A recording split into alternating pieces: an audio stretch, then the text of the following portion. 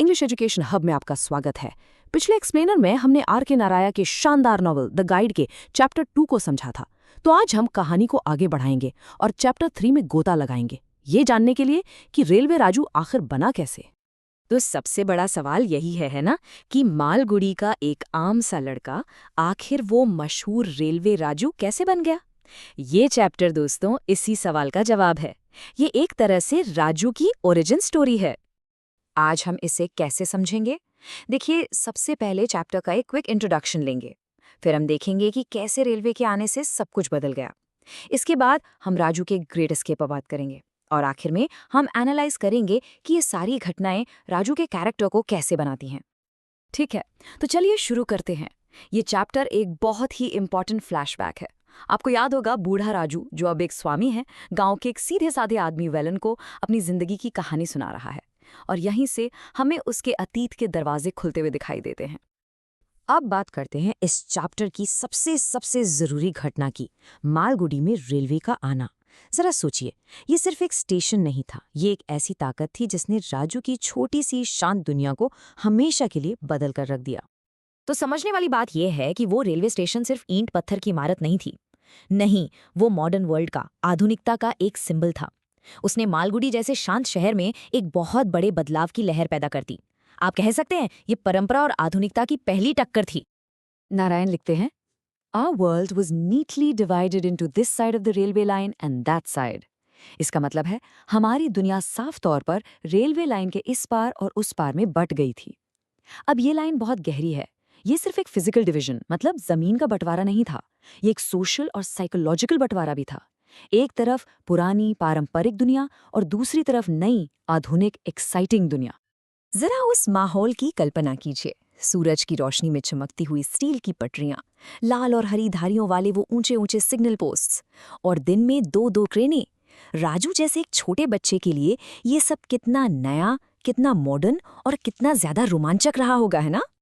तो इस नई और एक्साइटिंग दुनिया ने राजू को एक मौका दिया, एक ऐसा मौका जिससे वो उस चीज से भाग सकता था जिसे वो सबसे ज्यादा नापसंद करता था, और वो था स्कूल।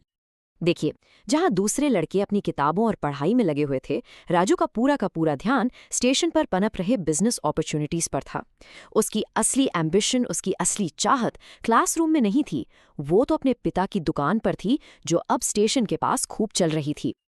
और ये बात इस कोट से बिल्कुल साफ हो जाती है, I became very active Indeed in the shop, यानी मैं दुकान में सचमुच बहुत एक्टिव हो गया। राजू की सारी एनर्जी, सारा पैशन पढ़ाई से हटकर अब व्यापार में लग रहा था। उसे अपनी असली कॉलिंग मिल गई थी। और फिर आती है वो लाइन जो इस चैप्टर का क्लाइमैक्स है। ध्यान से सुनिए। On this business expansion in our family helped me achieve a very desirable end, the dropping of my school अनऑब्स्ट्रूसिवली।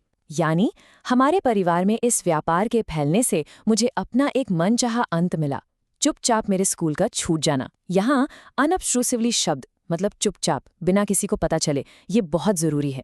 ये राजू की चालाकी दिखाता है कि कैसे उसने हालात का फायदा उठाकर बिना लड़े झगड़े अपना असली मकसद पूरा कर लिया। तो चलिए अब आते हैं एनालिसिस पर। यहाँ हम ये समझेंगे कि ये चैप्टर हमें राजू के कैरेक्टर के बारे में, उसके स्वभाव के बारे में क्या बताता है। ये वो नींव है दोस्तों जिस पर गाइड राजू की पूरी इमारत खड़ी होने वाली है। इस स्लाइड को जरा ध्यान से देखिए। ये राजू के सामने मौजूद दो रास्तों की तुलना है। एक तरफ है स्कूल का रास्ता, स्ट्रक्चर्ड लर्निंग, यानी एक बंधा बंधाया उबाऊ जीवन, और दूसरी तरफ है दुकान का रास्ता, आज़ादी, रोमांच और प्रैक्टिकल एक्सपीरियंस। अब आप ही बताइए, राजू जैसा लड़का क्या चुनेगा? उसके लिए तो चुनाव बिल्कुल साफ था। दुकान उसके लिए मौकों की एक चमकीली दुनिया थी, जबकि स्कूल एक अंधेरी बंद कोठरी। तो इस चैप्टर से राजू के कैरेक्टर की कौन सी बातें उभर कर आती हैं?